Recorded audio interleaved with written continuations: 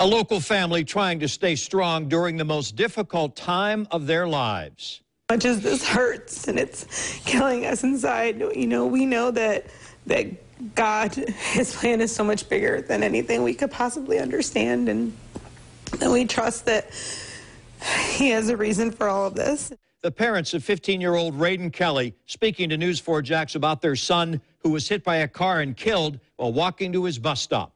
Yeah, a lot of energy. He's a 15-year-old. Yeah. A lot of energy. Very talkative, very chatty.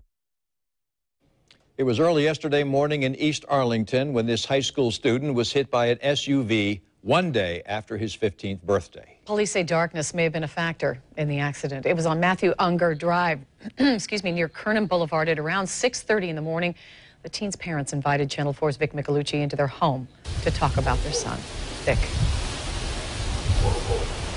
It's such a tragedy here, Mary. He lived just a couple blocks right around the corner. He was crossing the road here and then walking down Matthew Unger Drive when he was hit, really just a couple hundred yards short of his bus stop. Now, his family members tell me he was a great kid, fun-loving. He loved drama. He loved music. He loved his baby sister, and they're going to miss him so very much.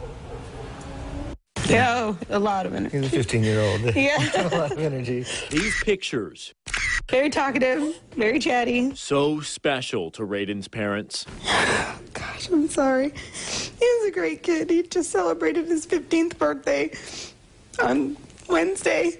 They're from his birthday party just 2 days ago, his last birthday party, the night before he was killed.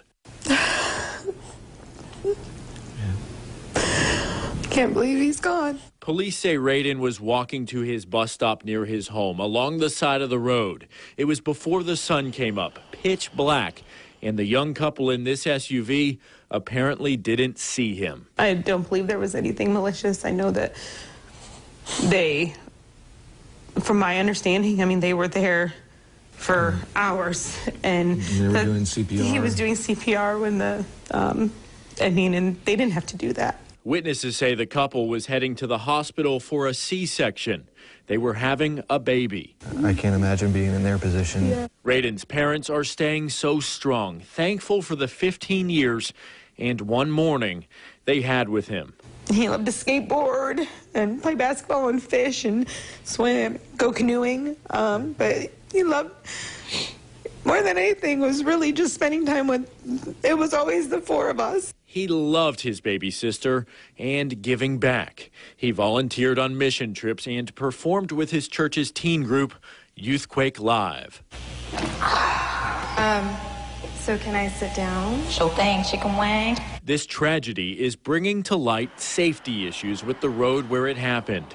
Neighbors say Matthew Unger Drive is way too dark and dangerous.